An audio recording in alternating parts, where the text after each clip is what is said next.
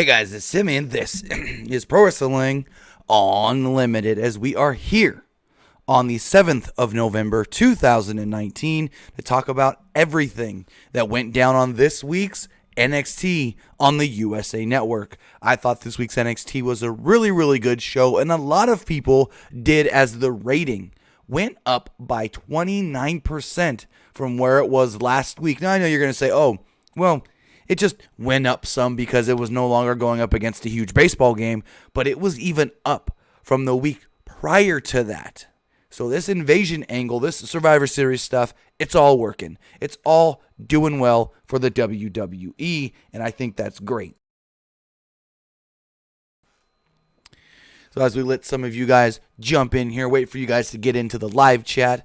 We do got Nelson here, Sinclair Saturday, Jeff Guevara, Daniel Molinax, looks like a new name, not recognizing that one, Brandon M, and more of you. As we wait for some more of you to jump into the live chat, let's talk about some housekeeping and the sponsor for today's video. This podcast right here is sponsored by WWE Shop. Right now, if you go to WWE Shop and you use the link in the description below or use bit.ly/PWU WWE Shop, you can get 35% off your order and 25% off all championships titles. Any t-shirts you want to order for Christmas presents, maybe you want to get those new WWE scarves, it's all 35% off. And if you want to order stuff and support PWU at the same time, use the link in the description below or use bit.ly/PWU WWE Shop. Again, everything you do order, well, almost everything will be 35% off, with championship titles 25% off. Again, use the link in the description below to support PWUnlimited at checkout. So with that, we've got some NXT to talk about, and I thought this show was just great.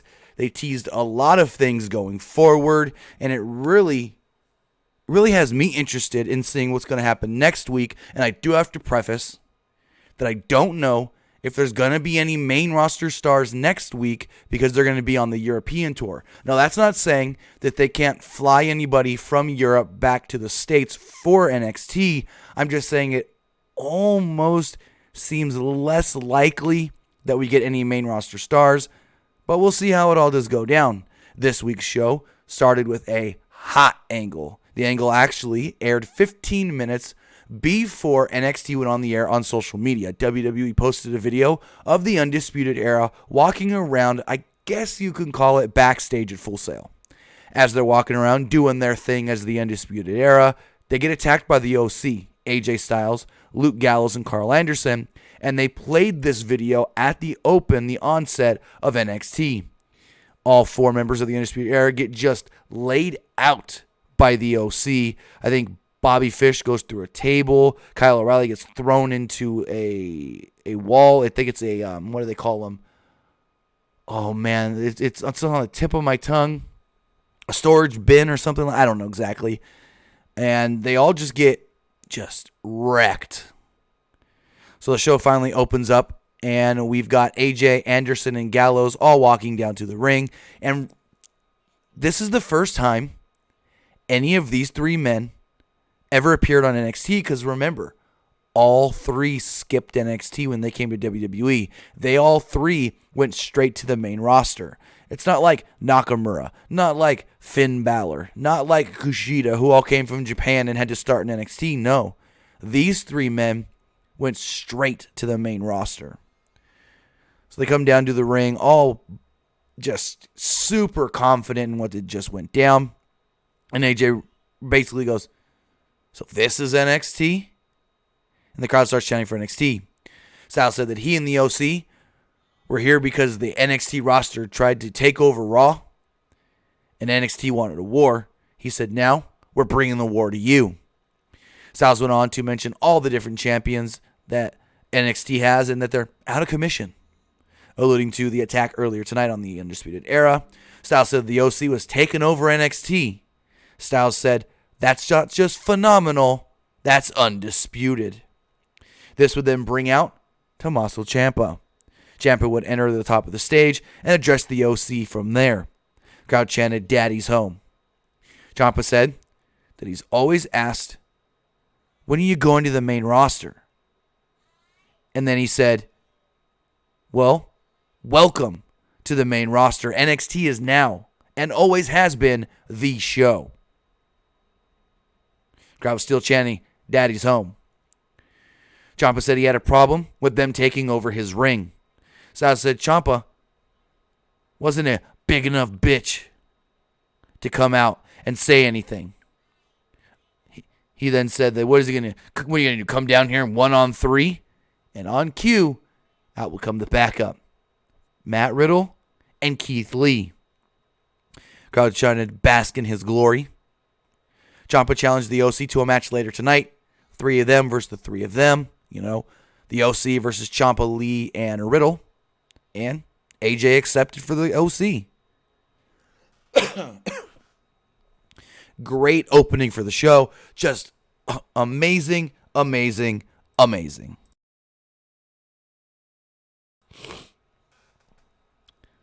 And so the first match we do get was Pete Dunne and Damien Priest. And I'm not going to say anything bad about the match per se, but we got 2 commercials that lasted 8 minutes in total, which was at least half, if not longer than half of this match.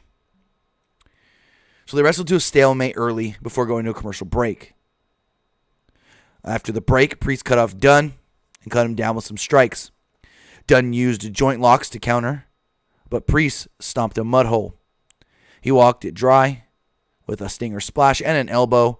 Dunn kicked out as we go to another break. After that break, Dunn applied a double wrist lock and then delivered a suplex. He was firing up. Dunn made a comeback and Priest was reeling. Dunn landed on his feet when Priest attempted a German suplex. Priest would powder, and Dunn would moonsault onto him from the middle turnbuckle to the floor. Moments later, Priest would go for a chokeslam, and he chokeslammed Dunn onto the ring apron.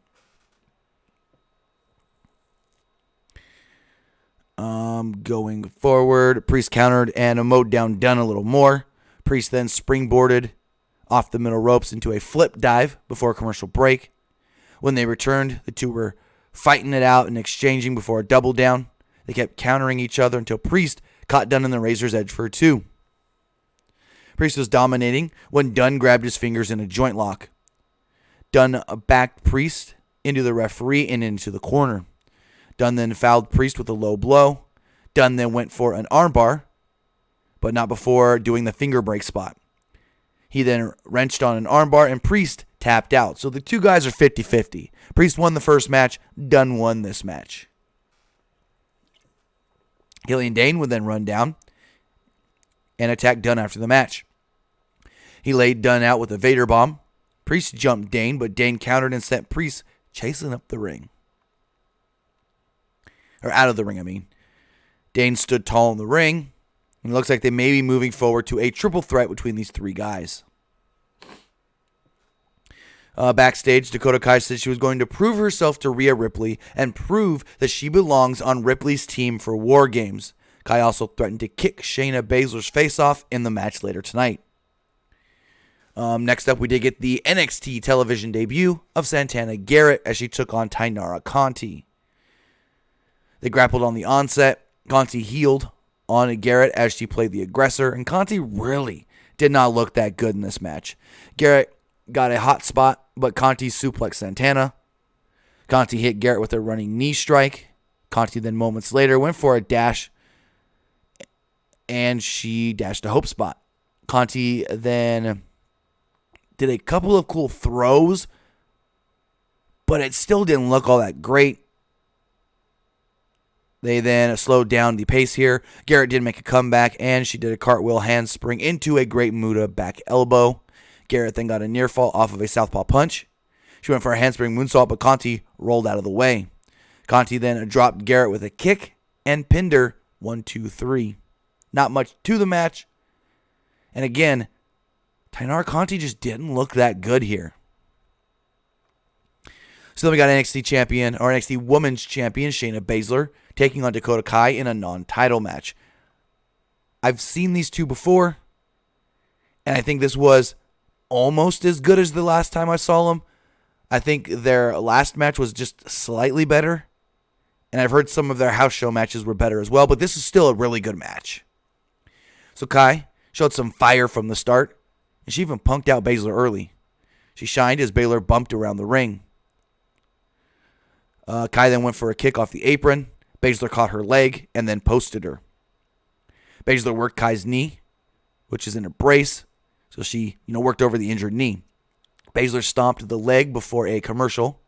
Kai started a comeback when the show returned from break. Baszler then bumped and fed for Kai.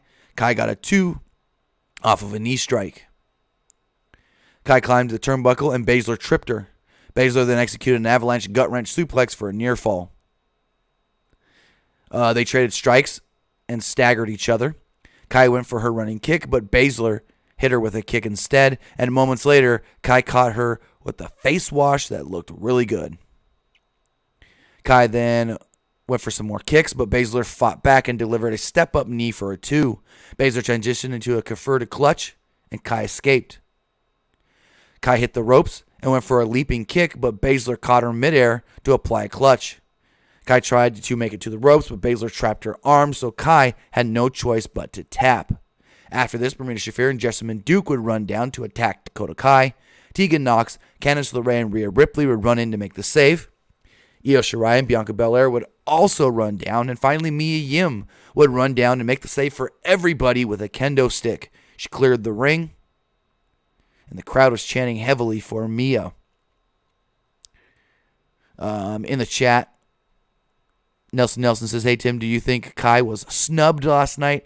No, because I think this is leading to something bigger than just Rhea not picking Dakota Kai.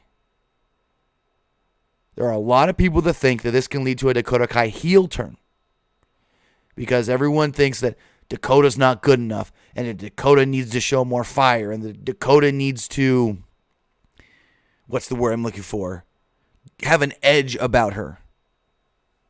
I just hope they don't Bayley her, because the Bayley heel turn has not really gone that well. Steven, I don't think it's that she got robbed. I think this is going to be something bigger for Dakota that we haven't seen her do yet at all. Because I think on the Indies, she's always been a babyface, and in NXT, she's always been a babyface. So we'll see where this leads to. I don't think this is leading to nothing, especially what we see later. So video package recapped the NXT invasion on Raw and SmackDown. Ciampa cut a promo on the OC, hyping up their match later. And then we got a vignette, a little hype up video on Isiah Swerve Scott. We then had a NXT Cruiserweight Championship #1 contender match between Angel Garza. Is it Angel Garza or Angel Garza? Because I've heard it said both ways. He took on Tony Nese in this #1 contender match. It started with Matt wrestling and grappling early. The pace soon quickened, and Garza went to the Latin lover spot, where he ripped away his pants. Nese cut him off, though, and it backfired moments later. Nese went for a sunset bomb. Garza held onto the ropes. Nese instead tore away the pants for a comedy spot here. Garza followed with a missile dropkick right before a break. Garza ran wild after the commercial break. He hit a wrecking bomb dropkick and followed it up with a moonsault off the middle turnbuckle to the floor. Nese soon countered Garza with a near fall. Garza executed a tombstone lung blower. They fought on the floor for a little bit, where Nese delivered a tornado DDT. Back in the ring, Nese did a 450 splash. Garza got his foot on the ropes at the last moment. Great little spot here to barely break up that pin. Garza then used a sit-out powerbomb for a 2, and then a cool counter spot where Garza used the wing clipper to pick up the victory, and next week he will be challenging Lio Rush for the Cruiserweight Championship. Lio Rush was on the stage and met Garza as he was walking up. Rush offered a handshake, and Garza told him, "You know what, I'm just looking forward to our match," and instead slapped Rush across the face, smirked, and sauntered off. So backstage, Kathy Kelly met with all the women, Rhea Ripley and such, and Rhea cut a promo stating that Mia Yim is the fourth and final member for her team at War Games. She then looked at Dakota and basically told her to her face, you just didn't make the cut. And Dakota, holding her head in her neck, kind of looked disappointed, disheveled, just completely upset and walked away. Kind of mad, actually, too.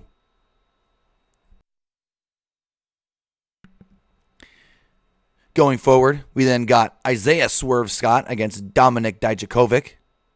Great fast-paced action here at the beginning, and then Djokovic slowed it down and got the heat on Swerve. Swerve leapt into a flatliner, and he flew into a comeback. Swerve then hit a draping DDT, only got a 2. Djokovic countered Swerve, or crotched Swerve, on the turnbuckle, and then he went for his finisher. Swerve countered a feast to your eyes, and rolled up to Djokovic for a near fall. Swerve was then on fire when Djokovic mowed him down with a nice high kick. He then hit him with a chokeslam to a sit-out powerbomb. Only got a 2.5 though. Swerve countered another attempted at chokeslam into a reverse Rana. Swerve followed with a double stomp off the top to the apron. He then delivered a lariat, but Djokovic kicked out. At this point, they were just countering everybody's moves when Swerve went for a roll through and attempted a flatliner like earlier in the show, or in the match. This time, though, Djokovic caught him with a feast your eyes. Djokovic then covered Swerve and pinned him right in the middle of the ring, and I was a little surprised by this one, because we've seen over the last couple of weeks, looked like they were building up Scott. And the crowd loves Scott. And then for him to just lose this week to Djokovic, a little bit of a head scratcher. So we did get a new match announced for next week. Io Shirai will be taking on Mia Yim in a ladder match to determine which team gets the man advantage in War Games. The ladder step seems a little random, not really needed, and based off of what we saw earlier, they could have just made it a no disqualification match because, earlier Mia did use the kendo stick. Not like she used a ladder, but hey, whatever. It should be a fun match. One would think, because of how the advantage works in War Games, that advantage is usually better for the heels. So I would assume if I'm what's the word I'm looking for? Predicting, Io Shirai probably picks up that victory. We then move into our main event. And we get the OC against Ciampa, Lee, and Riddle. And boy, do I want to see AJ Styles versus Matt Riddle now. Because when they were in the ring together, phenomenal. So, the match, great match. Everybody looked good. They all did just some great stuff.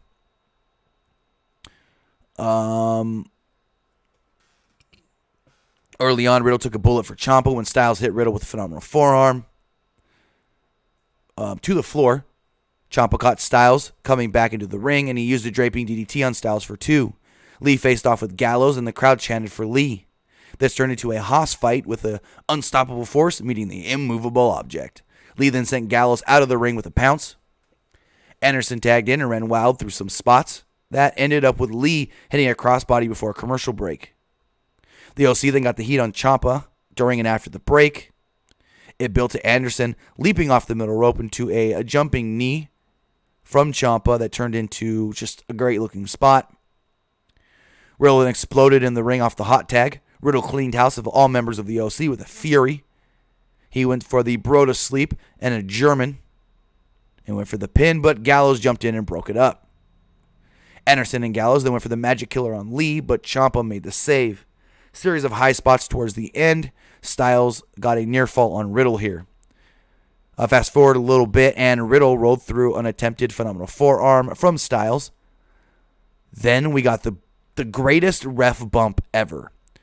So Keith Lee runs in and hits AJ with a pounce. AJ was standing right in front of the referee, and as AJ gets pounced, AJ gets knocked into the referee, and referee Drake Wirtz takes just the most incredible flipping corkscrew ref bump you've ever seen, flying himself out of the ring. With the referee down, Riddle went for a Fosbury flop and took a nasty bump on the apron. So Riddle went for the Fosbury flop, didn't quite clear the ropes, hit like his lower back on the ropes, and when he came down, he just crashed on the edge of the apron. This would then lead to Ciampa hitting Styles with a running knee. Ciampa was seemingly going for his finisher. He was interrupted by the entrance of Finn Balor. A distracted Ciampa then fell victim to a Pele kick from Styles.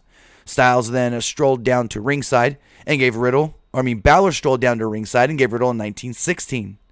Balor and Styles locked eyes. Balor then shifted his attention. Well, first they locked eyes. AJ did the too sweet. Balor did the guns. Ooh, what is this leading to? We'll have to wait and see. AJ back in the ring, then grabbed Ciampa and went for the Styles Clash, and suddenly he was super kicked by Adam Cole. Once Adam Cole got his bearings about him, you can see that he got a butterfly stitch over his eye as Cole was actually busted open in that brawl earlier in the day. I think Bobby Fish lost a tooth in that brawl as well, or something along those lines. The guys got beat up. As Ciampa fell after AJ couldn't get the Styles Clash after taking the super kick, Cole then gave a last shot to Ciampa, and he had to stare down with Balor to close the show. Where does Balor's allegiance lie? Did it lie with NXT or the OC? Remember, Balor just a month ago was a main roster guy. So we'll have to see where it all does lead to, but it looks like it could lead to the OC and Balor against the Undisputed Era sometime here soon. But with that was this week's NXT. I thought this week's NXT was a great show. I think next week we're going to get more build towards Survivor Series and maybe more OC on the show, I would hope. But again, the OC is going to be in Europe, so they would have to be flown out, whatnot. So Christian Alonso says that Fisher had already broken that tooth weeks ago. Okay, cool. And again, I really, really enjoyed this week's NXT. I want to say thank you to everybody who did join me here live to review tonight's NXT. Thank you to everybody who watches later right here on YouTube and listens on podcast services all around the world. Again, if you want to support PWUnlimited, use that link in the description below. It'll take you to WWE Shop, and your order could be upwards of 35% off. It's a perfect time. Get some gifts for Christmas, t-shirts. They got some new scarves. They've got all their action figures and toys. Go over, use the link in the description below, order some stuff from WWE Shop, and when you do so, you support PWUnlimited. So with that, again, I want to say thank you guys for joining me here. We'll be live again tomorrow night following SmackDown. Maybe doing the wrestling wrap-up on Twitter in the morning. It all depends on how long the AEW conference call goes. There's a conference call that we will be on at 9 a.m. tomorrow morning. So we either will make the 10 a.m. Normal time for the wrestling wrap-up show, or we'll push it back to 11. I'll let you guys know here in the community tab and on our Twitter. Follow us on Twitter at PWUnlimited. Follow me on Twitter at TimmyBuddy. And Nicholas Altamore has a question in the chat.